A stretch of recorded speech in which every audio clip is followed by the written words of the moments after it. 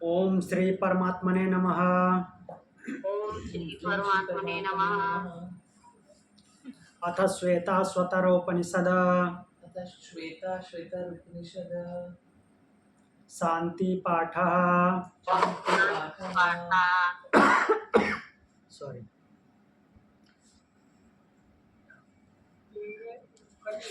शांति पाठ कर लेते हैं। ओम सहना भवतो ॐ सहनावतु सहनौ भुनक्तो सहनो भुनक्तु सह वीर्यं करवावहै सह वीर्यं करवावहै तेजस्विनावधीतमस्तु तेजस्विनावधीतमस्तु मा विद्विषावहै। मा विद्विषावहै। ओम शांति शांति शांति। ॐ शान्ति शान्ति शांति शान्तिः। शांति। तो हम आ जाते हैं श्वेता स्वतर उपनिषद के द्वितीय अध्याय पे। हाँ, कोई कुछ बोल रहा है? हाँ योगी जी, आपकी शो नहीं हो रही है, मंत्र नहीं दिख रहे मुझे। क्या नहीं शो हो रहा है? मंत्र नहीं दिख रहे हैं, बाकी सबको दिख रहे हैं? कुछ नहीं दिख रहा है। हेलो नेटवर्क में दिखाई दे रहा है, दिख नहीं रहा है कुछ भी। महक जी, आपको दिख रहा है? जी हाँ, तो आपके नेटवर्क की प्रॉब्लम है। कौन दोबारा से ऑन करके लॉग इन करेंगे, कहीं चला। तो कल हमने देखा था प्रथम अध्याय, और प्रथम अध्याय को कंप्लीट किया था, पूर्ण किया था। तो उसमें हमने ब्रह्म को जानने का उपाय देखा था। ब्रह्म को कैसे जाने उसका उपाय बताया था उन्होंने। पहले क्या किया था, आग कहाँ से उत्पन्न होती है उसके बारे में बताया था। आग जहाँ से उत्पन्न होती है वहाँ पे वो मूर्त रूप में दिखाई नहीं देती, वो उसका फॉर्म दिखाई नहीं देता, लेकिन उसके लिंग अर्थात उसकी पहचान का अंत भी नहीं है। ये भी पता है हमको कि वहीं से उत्पन्न होती है। ठीक, तो उन्होंने अरणी का एग्जाम्पल दिया था। अरणी जो कि जलने वाली लकड़ी, लकड़ी तो सारी जलने वाली होती है, मैं जल्दी जो आग पकड़े उसको अरणी बोलते हैं। तो एक अरणी को नीचे रखा, दूसरी अरणी को ऊपर रख के उसको मंथन करते हैं, मीन्स घिसते हैं, रगड़ते हैं। कुछ अरणी को दूसरा फॉर्म में भी बनाते हैं, एक लकड़ी रखते हैं, उस पर होल कर देते हैं, होल में वो गिल्ली टाइप का लकड़ी लगाते हैं और उसको चर्न करते हैं, जैसे दही में चर्निंग करते हैं वैसे, तो उससे भी आग निकल जाती है। तो फिर आगे चल के उसी को बढ़ाते हुए बताते हैं कि जो जीवात्मा अर्थात देही है उसको क्या करना चाहिए, खुद को नीचे की अरणी बनाओ और ओमकार जो ओम है उसको ऊपर की अरणी, मीन्स मान लीजिए कि ये नीचे की अरणी हो गई, ये ऊपर की अरणी ओमकार, ओमकार को माध्यम बनाओ और इससे चयन करो और उसके माध्यम से उस ब्रह्म को जानो। ऐसे जानने की विधि बताए थे।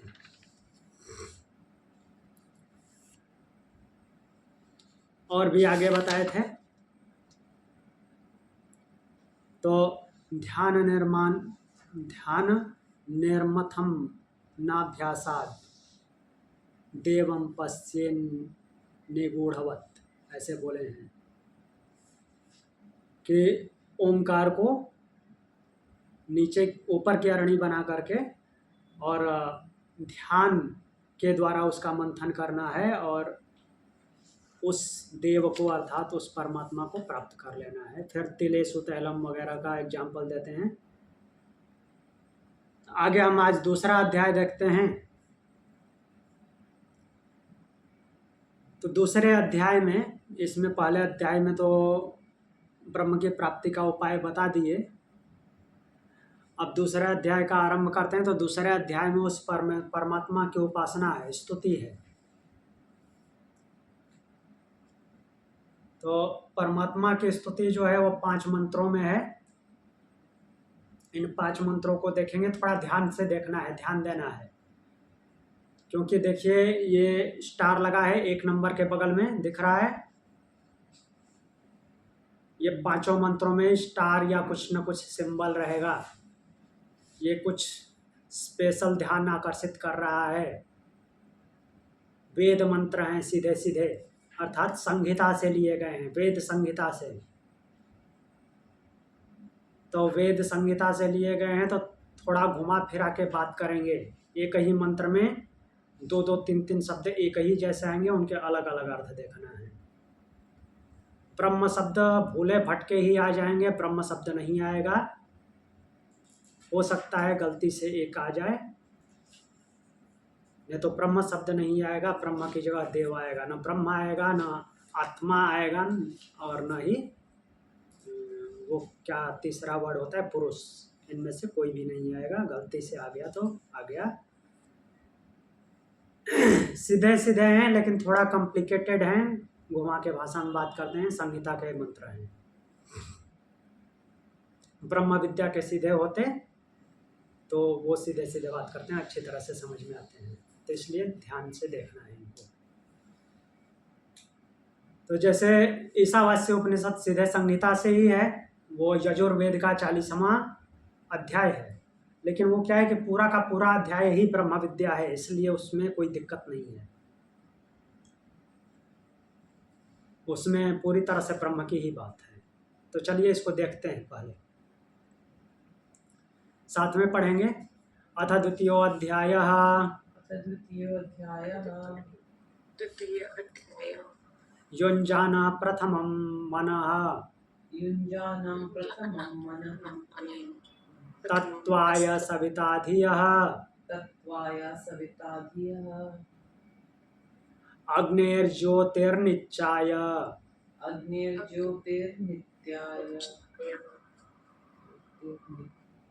पृथिव्या अध्याभरत। अध्याभरत। तो कई शब्द हैं जो मीन्स, इसलिए मैं पहले ही बता दिया, स्टार लगा है अर्थात डायरेक्ट वेद से है, अर्थात उस वेद की संहिता से है। और जो उपनिषद होते हैं वो क्या होते हैं, या तो ब्राह्मण का पाठ होगा या आरण्यक का पाठ होगा या स्वतंत्र होगा। स्वतंत्र वैसे एक ही उपनिषद है, वो है योगराजोपनिषद। और एक उपनिषद जो है पूरी तरह से संहिता का पाठ है, जो कि ईशावास्य उपनिषद है। बाकी ब्राह्मण या आरण्यक के पाठ हैं। तो अब देखिए यहाँ पे सवित शब्द आया। सवित मतलब किस प्रकाश का देवता होता है, लेकिन यहाँ पे सवित मतलब प्रकाश का देवता नहीं लेना है। सवित का मतलब ब्रह्म। चूंकि उपनिषद में आया है तो सवित यहाँ पे प्रकाश का देवता नहीं लिया जाएगा। हाँ, प्रकाश का देवता के रूप में ब्रह्म को लिया जाएगा, कोई और सूर्य चांद नहीं लिया जाएगा। नॉर्मली सूरज के लिए आता है। तो बोल रहे हैं कि युञ्जान प्रथमम मन तत्त्वाय सविता धिय। सविता सबको उत्पन्न करने वाला, अर्थात जैसे प्रकाश फैलता है वैसे ही उसकी जो सृष्टि है चारों तरफ फैली हुई है, विस्तृत है। तो उस अर्थ में यहाँ पे सविता आ रहा है। तो चारों तरफ उसकी विस्तृत सृष्टि किसकी? ब्रह्म की। वह ब्रह्म प्रथमम मनः, तो पहले मन धिया बुद्धि को, मन धिया तत्त्वाय युञ्जानः,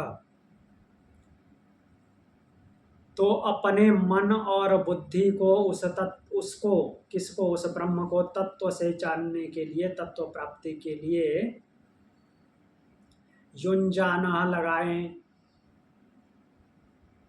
युक्त करें। उसमें किसमें? उस सवित में, उस ब्रह्म में युक्त करें।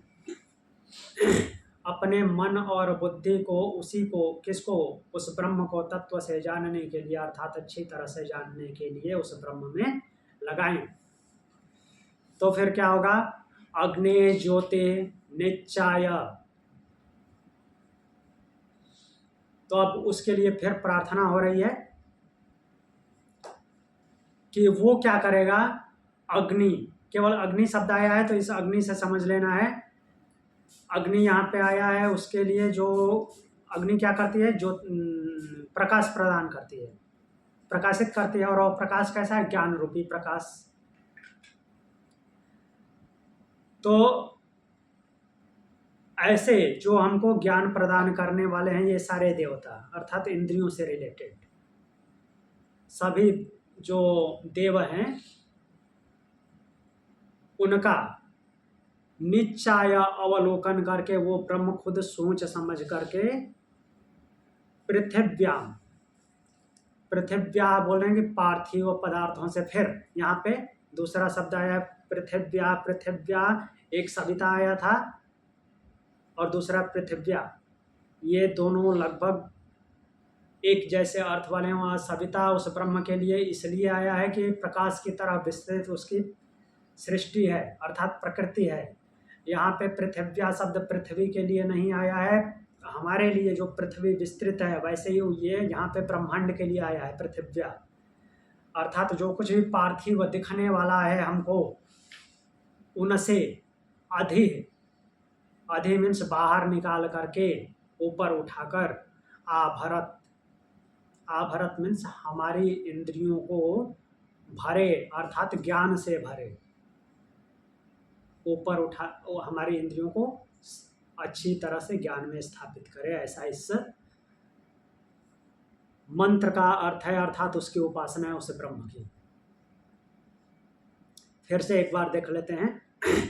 युंजानम प्रथमम मनस्तत्वाय सविता धिया, सविता अर्थात ये प्रकाश के लिए सविता शब्द आता है, प्रकाश के देवता के लिए। तो जैसे प्रकाश विस्तृत होता है वैसे ही उसकी विस्तृत या प्रकृति है उस ब्रह्म के लिए।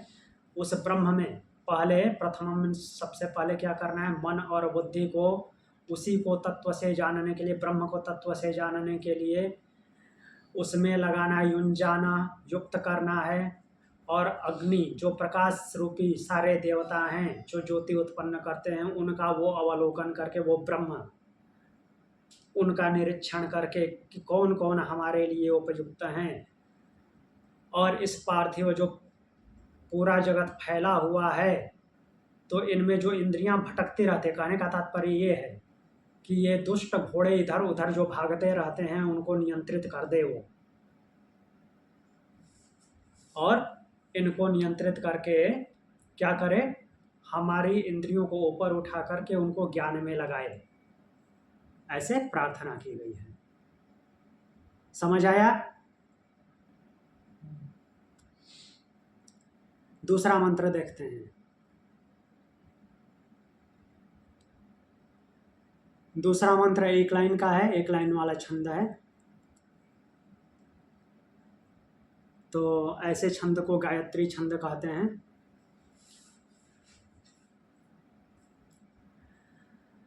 युक्तेन मनसा वयम देवस्य सवितो सवे, युक्तेन मनसा वयं देवस्य यत् मनसा देवान् सूयते सूयतो सुवर्गीयाय शक्त्या। सुवर्गीयाय शक्त्या। देखिए यहाँ पे भी सवित शब्द फिर आया है। युक्तेन मनसा वयम देवस्य सवितु सवे। वयम, वयम मतलब हम लोग जो भी उपासना कर रहे हैं उनके लिए आया है। हम लोग सवितु, सबको उत्पन्न करने वाले, अर्थात वही जो प्रकाश स्वरूप ब्रह्म है, वो जो सब सारी सृष्टि को विस्तारित किया हुआ है, उस सबको उत्पन्न करने वाले देवस्य, देव की मतलब किसी देवता नहीं, वो ब्रह्म की। सवे, सवे मतलब कि उसकी उपासना में, उसकी आराधना में, उस ब्रह्म की आराधना में युक्तेन मनसा, मन से युक्त होकर के, मीन्स मन को उसमें लगा करके, सुवर्गीयाय, सुवर्गीयाय अर्थात स्वर्गीय सुख की प्राप्ति के लिए, स्वर्गीय सुख के लिए, स्वर्गीयाय मतलब कि स्वर्गीय सुख के लिए। तो यहाँ पे स्वर्गीय सुख का मतलब ये देवताओं वाला स्वर्गीय सुख नहीं। अगर ये उधर जहाँ से आया है ये मंत्र लिया गया है, स्टार लगाए देखिए इस पे भी, तो ये लिया गया है यजुर्वेद के अध्याय 11 के दूसरा मंत्र है। तो वहाँ पे होता तो प्रकृति के माध्यम से दूसरा स्वर्ग होता, लेकिन यहाँ पे उपनिषद में है तो इसका मतलब ये परम धाम है। परम धाम का स्वर्ग मतलब क्या, अर्थात हर तरह के सुखों से निवृत्त हो जाना, इसका अर्थ ये है सुवर्गे याय का मतलब। सक्यया, तो फिर से देख लेते हैं। सक्यया मतलब कि अच्छी तरह से प्रयत्न करना चाहिए, किससे, सुखों से मुक्त होने के लिए। वयम सवितु देवस्य सवे, हम लोग उस जो सृष्टि का विस्तार किया हुआ है उस ब्रह्म की, उस पर ब्रह्म देव की अर्थात उस ईश्वर की आराधना में युक्तेन मनसा, मन से लगे हुए, स्वर्गीय सुख की प्राप्ति के लिए, अर्थात तो उसके धाम की, जहाँ पे जाकर के सारे सुख उपलब्ध हो जाते हैं, अर्थात सभी सुखों से हमारी मुक्ति, निवृत्ति हो जाती है, किसी चीज़ की कामना नहीं रहती। इसके लिए सत्या, पूरी तरह से कोशिश करने की शक्ति प्रदान करें। ये ब्रह्म के लिए उपासना है, सारे उपासना है उनकी। वो ब्रह्म के ही प्रति ऐसा बोला जा रहा है और ब्रह्म से ही निवेदन किया जा रहा है, रिक्वेस्ट किया जा रहा है कि हमको ऐसी शक्ति प्रदान करें कि उसको हम प्राप्त कर सकें। अगला मंत्र देखते हैं। युक्त्वाय मनसा देवान् सुवर्यतो धिया दिवम्, युक्तावाय मनसा देवान् सुवर्यतो धिया दिवम्, बृहज्योति करिष्यतः बृहज्योति करिष्यतः सविता प्रसुवातितान्, प्रसुवादिताम्। देखिए हर जगह सविता आ रहा है, 3 मंत्र हो गए, तीनों में सविता आया, और हर जगह उसी को, परमेश्वर को अर्थात ब्रह्म को लेना है। सेम वही सबको उत्पन्न करने वाला वह ब्रह्म। सुवह, सुवह आया है, भोर भुवः स्वः महः, हमने ये 4 संहिताएं पढ़ी थी। तो भो भुवः स्वः, तो स्व शब्द आता है किसके लिए, द्युलोक के लिए, स्वर्गलोक के लिए। तो बोल रहे हैं कि वो सबको उत्पन्न करने वाला ब्रह्म स्वर्गलोक में, दिवम आकाश में, यतः यत्न करने वालों में, अर्थात इधर उधर गति करने वालों में, बृहत ज्योति करिष्यत, बृहत ज्योति करिष्यत, वो ब्रह्म क्या है, बृहत मीन्स बड़ा, ज्योति, बृहत मीन्स फैला हुआ, विस्तृत प्रकाश, विस्तृत प्रकाश, करिष्यत मीन्स करने वाला अर्थात फैलाने वाला। फिर आता है शब्द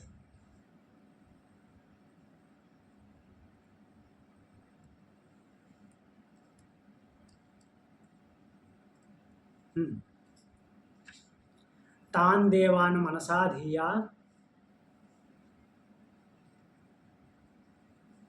तो फिर बोल रहे हैं कि तान मीन्स उन देवताओं को, उन देवताओं को, किन देवताओं को, जो हमारे पंचमहाभूत हैं और इंद्रियां, इन देवताओं को मनसा धिया युक्त्या,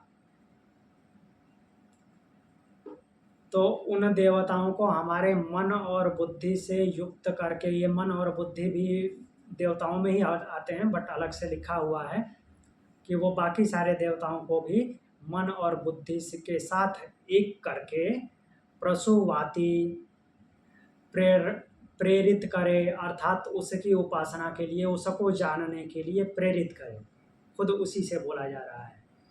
वह सबको उत्पन्न करने वाला देवता स्वर्ग में, आकाश में और जो गति करने वाले हैं उनमें बृहत प्रकाश फैलाने वाला, अर्थात ज्ञान जगाने वाला, कहने का तात्पर्य है ज्ञान उत्पन्न करने वाला जो है वह उन सभी देवताओं को जो हमें ज्ञान प्रदान करते हैं किसी न किसी माध्यम से उनको मन और बुद्धि के साथ संयुक्त करके उसी में लगा दे, अर्थात उस ब्रह्म में लगाने के लिए प्रेरणा दे, प्रेरित करे। प्रसुवाति। क्लियर हुआ? कुछ पूछना है? आगे बढ़ते हैं। अगला मंत्र है युञ्जते मन उत उञ्जते धियो। युञ्जते मन उत युञ्जते मनो युञ्जते धियो। विप्रा विप्रस्य बृहतो विपश्चितः। विप्रा विप्रस्य बृहतो विपश्चितः। विहोत्रा दधे वायुना विदेक। विहोत्रा दधे वायुना विदेक। इन्महि देवस्य सवितुं परिष्टुतेः। इन्महिस्य परिष्टुतिः। युञ्जते मन उत युञ्जते धियो। विप्रा विप्रस्य बृहतो विपश्चिता। देखिए एक ही शब्द आया विप्रा विप्रस्य। विप्र विप्र दो बार आया है लेकिन इन दोनों का अर्थ अलग निकालना है। तो एक विप्र का अर्थ है विशिष्ट है, जिसकी प्रज्ञा विशिष्ट होती है, जिसको नॉर्मली हमारे बोलचाल की भाषा में ब्राह्मण बोला जाता है, पंडित बोला जाता है। अर्थात जो ब्रह्म को जानने वाला है वही ब्रह्म को जानेगा जिसकी प्रज्ञा विशिष्ट होगी। प्रज्ञा का अर्थ होता है प्रतिष्ठित ज्ञान। पहले ही वो प्रतिष्ठित ज्ञान वाला है और उसमें भी वो विशिष्ट है। तो ऐसा विशिष्ट प्रज्ञा वाला मन युञ्जते, वो क्या करते हैं? मन युञ्जते, मन को लगाते हैं, मन को युक्त करते हैं। उत धीयः, उत धीयः, और क्या करते हैं? धी मीन्स बुद्धि। तो इस बुद्धि को भी युञ्जते, बुद्धि को भी लगाते हैं। किस में लगाते हैं? उस ब्रह्म में। जो विप्र हैं अर्थात विद्वान हैं, मन को लगाते हैं और बुद्धि को भी लगाते हैं, उस ब्रह्म में लगाते हैं। होत्रा विदधे, होत्रा विदधे, और विशिष्ट में यहाँ पे होत्रा मीन्स अग्निहोत्र का विधान किए हुए हैं। ऐसे विशिष्ट ज्ञानी अग्निहोत्र का भी विधान किए हुए हैं। वयून आवित, वयून आवित, इसका मतलब है वयून मतलब कि सब कुछ जानने वाला, ज्ञानी के अर्थ में। फिर यहाँ पे तीसरा शब्द है, एक तो विप्र मतलब ज्ञानी हो गया, वयून मतलब ज्ञानी। तो वो क्या होता है कि सब कुछ जानने वाला। एक, यहाँ पे वयून आया है उस ब्रह्म के लिए, वह सब कुछ जानने वाला और एक है, ऐसा जानते हैं। बृहत, और क्या है? विस्तृत। विप्रस्य, विप्रस्य, यहाँ पे विप्रस्य का अर्थ है हर जगह फैला हुआ।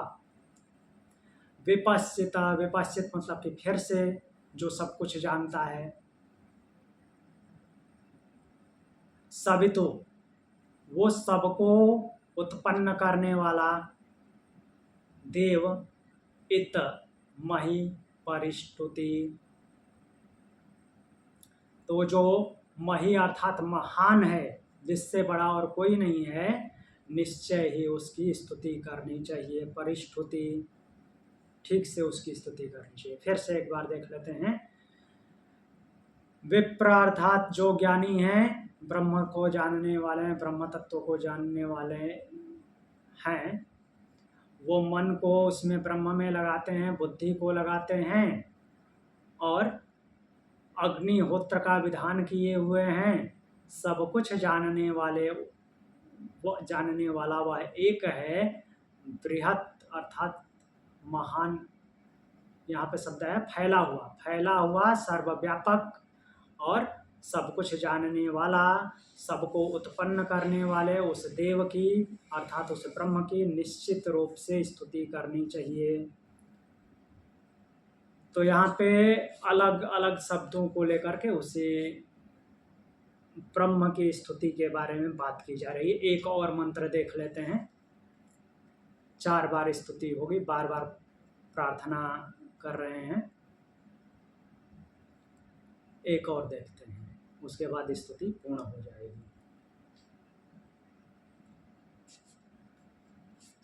धिया का क्या मतलब है? कहाँ पे धिया शब्द आया?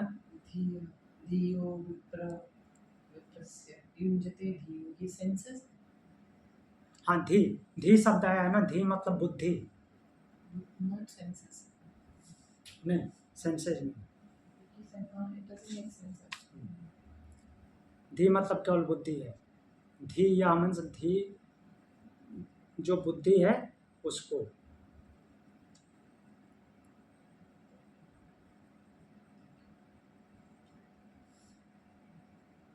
पांचवा मंत्र देख लेते हैं, अंतिम प्रार्थना। युजे वाम ब्रह्म पूर्व्यम नभोति नमोभि युजे वाम ब्रह्म विश्लोकयेतो पथ्येव सूरे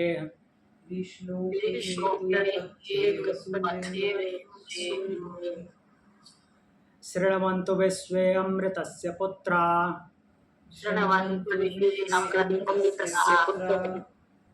आये धामानि दिव्यानि तस्थो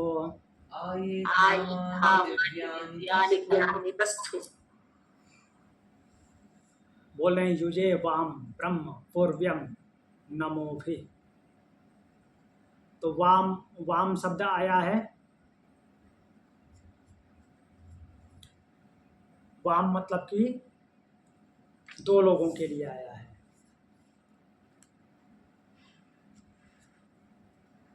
तो 2 के लिए आया है। 2 का मतलब किसकी बात कर रहे थे 2-3 श्लोकों में? मन और बुद्धि। देखते हैं क्या बोल रहे हैं इसमें। पूर्व्यम मतलब कि जो पहले हुए हैं। पूर्व मतलब कि पहले वालों का। ब्रह्म नमोभि,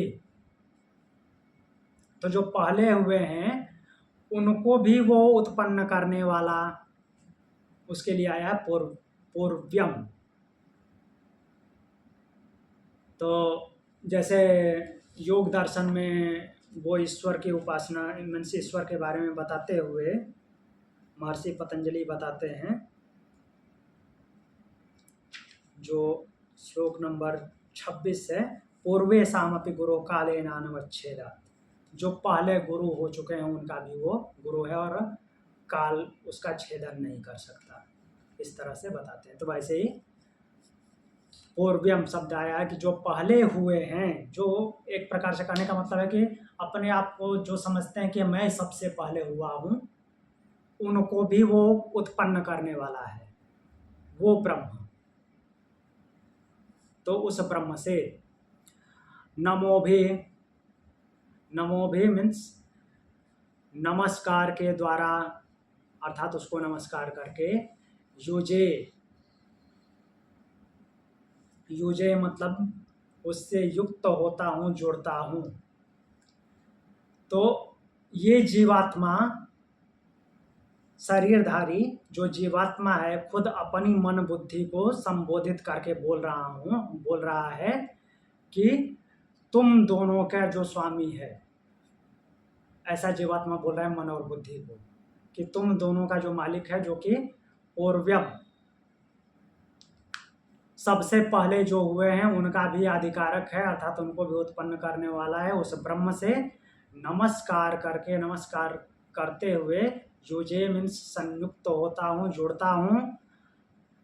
श्लोका शब्द आया। श्लोका मतलब यहाँ पे केवल मंत्र नहीं है। श्लोका मतलब कि उसकी स्तुति करना, उस ब्रह्म की स्तुति पाठ करते हुए। सूर्य तो सूर्य यहाँ पे फिर से ज्ञानी के लिए यूज हुआ है शब्द सुर। तो उस विद्वान की, सुर मतलब कि दैवी प्रवृत्ति वाले की, अर्थात विद्वान की पथ्या इव, पथ्या मीन्स जो दैवी प्रवृत्ति वाले का उसका पथ्य कैसा होगा, उच्च कोटि का होगा, मीन्स वो महिमावान होगा, कीर्तिवान होगा। तो उसकी भांति वेतु, तो बोल रहे हैं वेतु, वेतु मतलब सर्वत्र फैल जाए, हर जगह फैला हुआ हो। क्या? जो मैंने स्तुति की ये सूर्य अर्थात दैवी प्रवृत्ति वालों के कीर्ति की तरह फैले और अमृतस्य विश्वे पुत्रा दिव्यानि धामानि आतस्थु शृण्वन्तु। और फिर क्या होगा? अमृतस्य शब्द आया है उस अमृत स्वरूप के लिए, उस परब्रह्म के लिए। वो परब्रह्म जो है उसके विश्व पुत्र, संपूर्ण जगत में जो पुत्र हैं, अर्थात सारी सृष्टि उसके पुत्र ही हैं, उसकी संतान। पुत्र बोलने का मतलब कि संतान। और उसमें कैसे संतान की बात कर रहे हैं? ये दिव्यानि धामानि, सारी संतान जो कि दिव्यानि धामानि, दिव्य धामों में अर्थात दिव्य जगहों पे, सुंदर जगहों पे आतस्थो निवास करते हैं, वे इसको सुने। वो केवल ब्रह्म ही ना सुने, बाकी सारे के सारे जो डिवाइन पावर्स हैं वो सब सुने इस स्तुति को। इस भाव से हे मन और बुद्धि, मैं तुम्हारे स्वामी उस ब्रह्म के प्रति नमस्कार करके उसके प्रति संयुक्त होता हूँ, युक्त होता हूँ, और मैं उसकी स्तुति करता हूँ, जिससे जो स्तुति दैवी प्रकृति के लोगों के कीर्ति जैसी विस्तृत हो, अर्थात फैल जाए, और उस अमृतत्व के पुत्र जो दिव्य लोकों में रहते हैं, अर्थात दिव्य धामों में निवास करते हैं, वे सब के सब सुने, ऐसा उन्होंने बोला है। तो इस तरह से ये स्तुति पूर्ण हुई। कुछ पूछना है तो पूछिए। वैसे स्तुति थी, इसमें कुछ नई जानकारी नहीं है। हाँ, वो शब्दों का घालमेल है, अलग अलग शब्दों के अलग अलग, एक ही तरह के शब्दों के अलग अलग अर्थ निकालने हैं। तो जितना आसान भाषा में हो सका मैंने कोशिश की कि उतना अच्छे से बता सकूं। अगर कुछ ना समझ में आया हो तो पूछिए, नहीं तो आगे बढ़ते हैं। फिर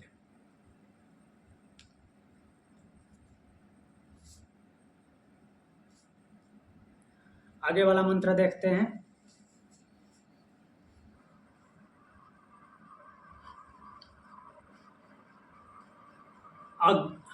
अग्निर्त्राभिमध्यते अग्नियत्राभिमध्यते वायुर्यत्राधिरुध्यते वायुर्यत्राभिमध्यते सोमो यत्रातिरिच्यते सोमो यत्राभिमध्यते तत्र संजायते मनः। तत्र संजायते मनः। तो यहाँ पे देखिए, यहाँ से ध्यान योग की विधि शुरू हो रही है। बोल रहे हैं कि अग्निर्यत्राभिमथ्यते, यत्र मीन्स जहाँ पे, जिस स्थिति में अग्नि को अभिमथ्यते ठीक से मंथन किया जाता है। जो इस अध्याय को शुरू करने से पहले मैंने भूमिका बनाई थी। भूमिका क्या था, मीन्स वो पिछले अध्याय के बारे में बताया था। अरणी का एग्जाम्पल दे करके ओमकार को नीचे की अरणी, ओमकार को ऊपर की अरणी और जीवात्मा को नीचे की अरणी बना करके, और उसको मंथन करना, और मंथन करने से अग्नि प्रज्वलित होती है। तो वो अग्नि कैसी अग्नि है? ज्ञान वाली अग्नि है। ज्ञान की अग्नि से ही तो ब्रह्म का ज्ञान होगा, अर्थात ब्रह्म जानने में आएगा। तो उसी ज्ञान की अग्नि को ही यहाँ पे लेना है, वहाँ से मेमोराइज कर लीजिए कैसे क्या क्या हुआ है। तो यत्र अग्नि अभिमथ्यते, जिस स्थिति में अग्नि का ठीक से मंथन किया जाता है, अर्थात ठीक से ज्ञान को निकाला जाता है मथ करके, तो ओम को भी अरणी बनाया गया, ऊपर की अरणी, तो ओमकार के माध्यम से ही ज्ञान की उत्पत्ति होगी, उस मीन्स ब्रह्म रूपी ज्ञान की। यत्र वायु अधिरुध्यते, पहले अग्नि अर्थात प्रकाश रूपी ज्ञान की बात हुई है। अब दूसरे जो पार्ट है, पहली लाइन का दूसरा पार्ट, उसमें वायु आ जा रहा है। वायु अधिरुध्यते, जहाँ पे वायु का ठीक से अच्छी तरह से अवरोध किया जाता है, अर्थात जहाँ पे वायु को फोकस होकर के, अर्थात ध्यान दे करके उसको नियंत्रित किया जाता है, अवरोध किया जाता है, रोका जाता है। कहाँ पे रोका जाता है? प्राणायाम में। तो प्राणायाम की विधि की बात कर रहे हैं। यत्र सोम अतिरुच्यते, जहाँ पे सोम अतिरुच्यते, अधिकता से उत्पन्न होता है। सोम मतलब कि सुखानुभूति अधिकता से होती है, मीन्स एक प्रकार से आनंद की अनुभूति। तत्र, वहाँ पर मना संजायते, तो उस स्थिति में जब ऐसी स्थिति हो जाती है, मना संजायते, तो मन क्या हो जाता है? संजायते, उनके साथ हो लेता है, अर्थात शुद्ध हो जाता है, शांत हो जाता है। एक बार फिर से देखते हैं। यत्र, जब या जिस स्थिति में अग्नि अर्थात तो वो ज्ञान रूपी अग्नि का अच्छी तरह से मंथन किया जाता है, और मंथन करके ज्ञान को प्रदीप्त किया, ज्ञान को प्रज्वलित किया जाता है। यत्र वायु अधिरुध्यते, और जिस समय वायु मीन्स जिस स्थिति में वायु का अवरोध किया जाता है, ठीक से अवरोध किया जाता है। यत्र, जब सोमातिरुच्यते, अर्थात आनंद अनुभूति अधिक मात्रा में प्रकट होती है, अर्थात आनंद की अनुभूति होती है। तत्र, उस स्थिति में मन संजायते, मन उनके साथ युक्त हो जाता है और वो ब्रह्म की तरफ अग्रसर हो जाता है। कहने का तात्पर्य ये है, अर्थात मन जब युक्त होगा तो क्या हो जाएगा? मन शांत होगा। तो इसके आगे वाले मंत्र जो हैं वो योग दर्शन से ज़्यादा रिलेट करते हैं,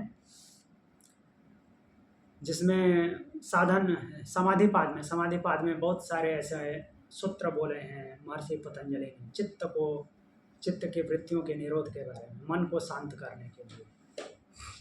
सर, एक क्वेश्चन इसमें जी, ये यज्ञ अग्नि भी हो सकती है और ये हर हमारी धातु की अग्नि भी हो सकती है। ये जिन अग्नि की बात करी, ये सप्त धातु की अग्नियां भी हो सकती हैं, वो भी शांत रखेंगे।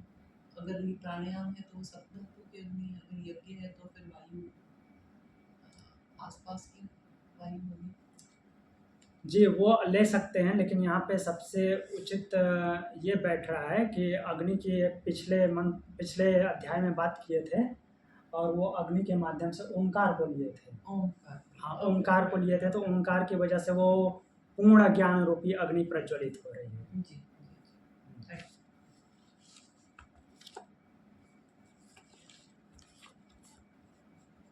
आगे बढ़ें।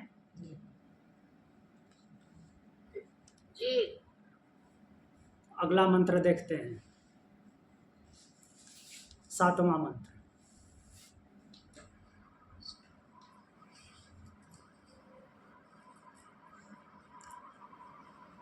सवित्रा प्रसवेन जुषेत, सवित्रा पवित्रा प्रसवेन जुषेत, ब्रह्मपूर्व्यं ब्रह्मपूर्व्यं ब्रह्मपूर्व्यां तत्र योनिं कृणवसे तत्र योनिं कृण्वसि कृण्वसि न हि ते पूर्वमक्षिपत।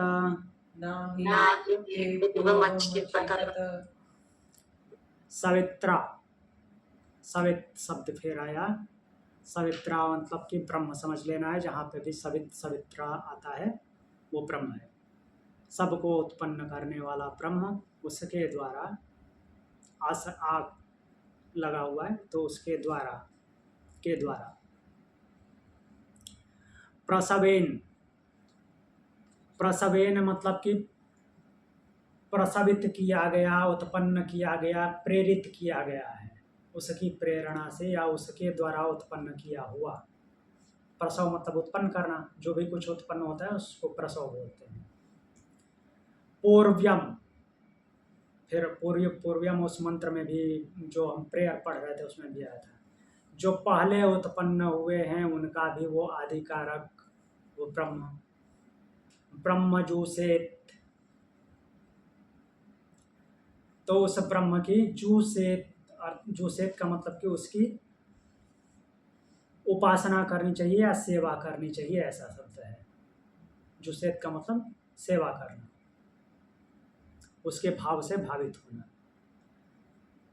तत्र योनिम कृणवसे, तत्र योनिम कृणवसे, उसके बाद, ज़्यादा लंबा नहीं ले गए हैं, छोटे में ही बताए हैं। प्रसव किए हैं और उसके बाद फिर वहीं पे प्राप्त करा रहे हैं, अर्थात प्रति प्रसव करा रहे हैं। योनिम कृणवसे अर्थात जहाँ से आए थे, जहाँ से उत्पन्न हुए थे, वैसे का वैसे ही होकर के वहाँ प्राप्त हो जाना।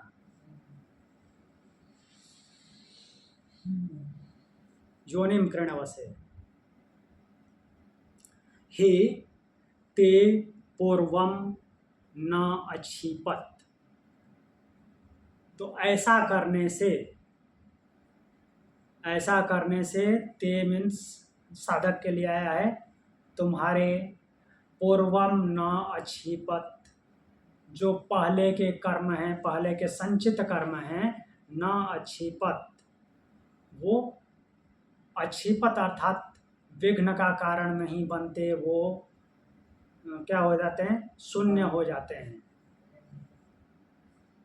वो बांधते नहीं हैं, संस्कार शून्य हो जाते हैं। तो एक बार फिर देख लेते हैं कि वो जो सबको उत्पन्न करने वाला है वो सवित्रा प्रसवेन, उसके द्वारा प्रसवित हुए अर्थात उत्पन्न हुए, पूर्वेभ्य जो सबका अधिकारक है, उसी ब्रह्म की बात की जा रही है। सबका अधिकार, पहले जो उत्पन्न हुए हैं उनको भी उत्पन्न करने वाला ब्रह्म जो से, तो उस परमेश्वर की, उस ब्रह्म की उपासना करनी चाहिए या सेवा करनी चाहिए। ऐसा करने से तत्र, उसमें ही अर्थात वहीं पे जहाँ से आए थे, योनिम कृणवसे, योनि मतलब कि उसी उत्पत्ति स्थान को बोला जा रहा है। कृणवसे उसको ही प्राप्त कर, उसको ही प्राप्त करके जहाँ से आए थे, जहाँ से प्रसव हुआ है वहीं से वहीं पे वापस चले जाना है। और वापस कैसे जाना है, जैसे आए थे वैसा होकर के जाना है। वो शब्द इसमें लिखा नहीं है, लेकिन तात्पर्य, कहने का तात्पर्य यही है। विघ्न कारक कर्म कब नहीं होंगे, जब आप सारे कर्मों को क्या बोलते हैं, दग्ध बीज कर दोगे, अर्थात कर्म संस्कार अब नहीं बचेंगे। तो ऐसा कर देने से ते पूर्वम न अच्छीपत, तुम्हारे पूर्व संचित कर्म जो हैं वो विघ्नकारी नहीं होंगे, बाधा नहीं डालेंगे, अर्थात आप उस ब्रह्म को प्राप्त हो जाओगे। कहने का तात्पर्य ये है। क्लियर?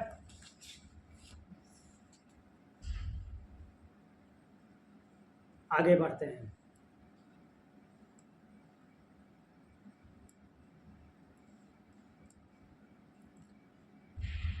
आठ नंबर मंत्र। त्रिरुन्नतं स्थाप्य समं शरीरं त्रियुन्नतं स्थाप्यं समं शरीरम्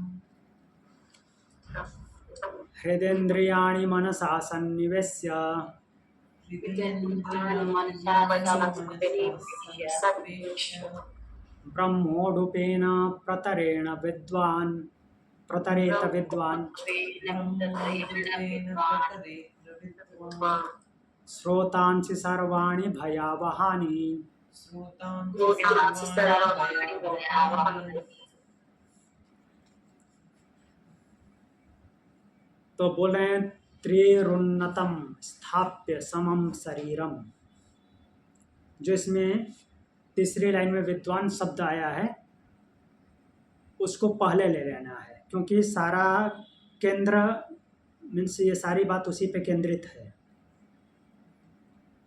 तो विद्वान के लिए या विद्वान को ऐसा करना है, विद्वान को क्या करना है, त्रिरुन्नतम,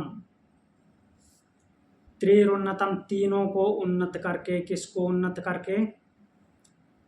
भगवद गीता का मंत्र याद कीजिए, समम काय शिरोग्रीवम धारयन् अचलम स्थिरम। चैप्टर 6 श्लोक नंबर 13। समम काय शिरोग्रीवम धारयन् अचलम स्थिरम समप्रेक्ष्य नासिकाग्रम स्वं दिशश्चानवलोकयन्। तो भगवान बताते हैं कि साधक को कैसे बैठना चाहिए, वही बात यहाँ पे बोली गई है। त्रिरुन्नतम, तीनों को उन्नत करके, अर्थात समम काय शिरोग्रीवम, सिर, काया और ग्रीवा तीनों को एक सीध में करके, अर्थात उन्नत करके, खींच के रखना है। प्रभु दोबारा बताएंगे? सिर, काया और ग्रीवा, भगवत गीता का श्लोक देखने पे अच्छे से समझ में आएगा। वहाँ पे क्लियर लिखा है समम काय शिरोग्रीवम। समम मतलब सम करना, काया मीन्स शरीर, बॉडी को, सिर और ग्रीवा इन तीनों को एक लाइन में करना है। ठीक, मीन्स हंच बना के नहीं बैठना है, किसी तरफ टिल्ट होके नहीं बैठना है, सीधा बैठना है। उसी को त्रिरुन्नतम बोला है यहाँ पे ऋषि ने, तीनों को उन्नत करके। तो अब तीनों को नाम नहीं दिया है, भगवान ने अच्छी तरह से क्लैरिफाई करके वहां पे नाम दे दिया है। स्थाप्य, और क्या करना है? स्थापित करके। किसको स्थापित करना है? समम शरीरम, तो यहाँ पे शरीर का नाम दिया है केवल शरीर को सीधा करके, तीनों को उन्नत करके, शरीर को सम करके स्थापित कर लेना है। स्थापित करना अर्थात स्थिर कर लेना, कहीं भी अब इधर उधर हिलना डुलना नहीं है। हृदेन्द्रियाणि मनसा सन्निवेश्य, और मन के सहित इंद्रियों को हृदय में स्थापित करके। हृदय वैसे मन का ही ऊपर लेवल का नाम है, उच्च लेवल का, लेकिन हाँ ये इंद्रियां किस में समाहित होती हैं? मन में। तो इंद्रियों को मन के साथ हृदय में सन्निवेश से स्थापित कर लेना है, उसी में रोक देना है, इधर उधर भटकने नहीं देना है। ब्रह्मोडुपेन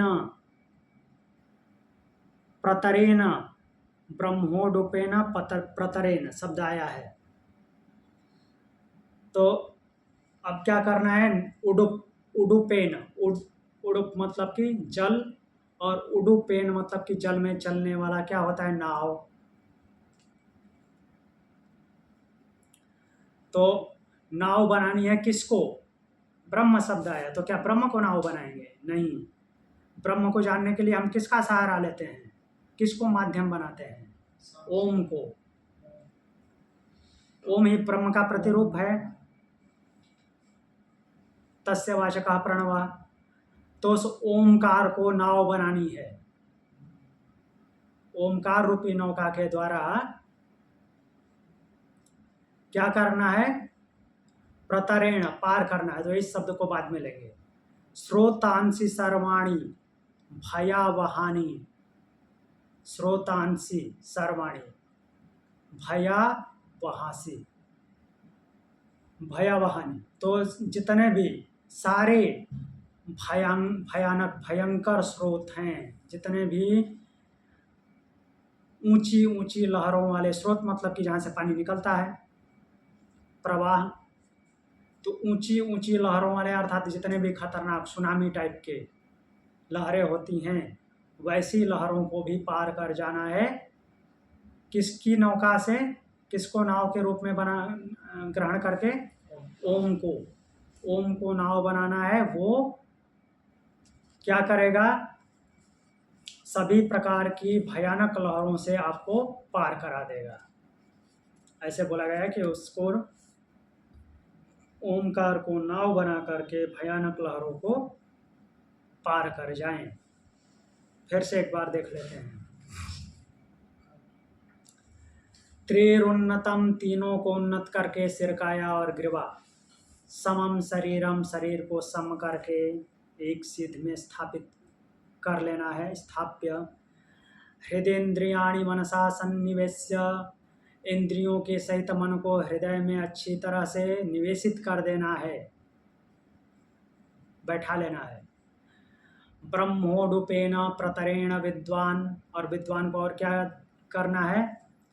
जो ज्ञानी है, ओमकार को नौका बनाना है।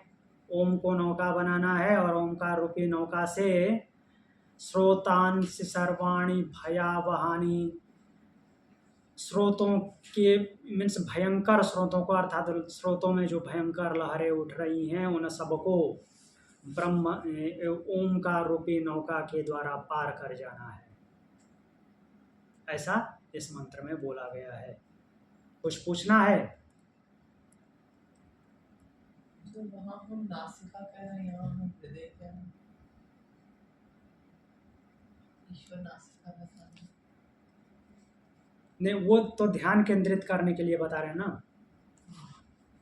संप्रेक्ष्य नासिकाग्रम मीन्स उसके बाद सीधा बैठने के बाद, एक्चुअली वो थोड़ा विस्तृत विधि बता रहे हैं। पहले बैठा रहे हैं, उसके बाद यहाँ पे थोड़ा शार्ट में बताया हुआ है। सर ये पीछे उन्होंने धनुष का उदाहरण लेके बताया था, वैसे ही है ना ये?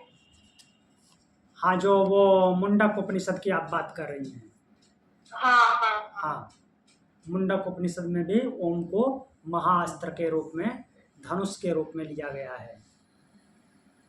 ठीक, और यहाँ पे ओम को नाव के रूप में लिया गया है। और कुछ पूछना है?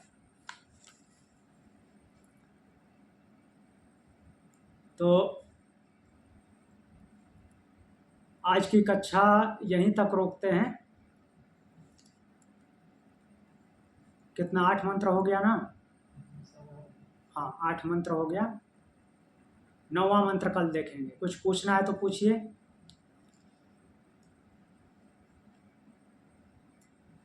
नहीं पूछना है तो आज की कक्षा यहीं पे पूर्ण करते हैं। प्रणाम।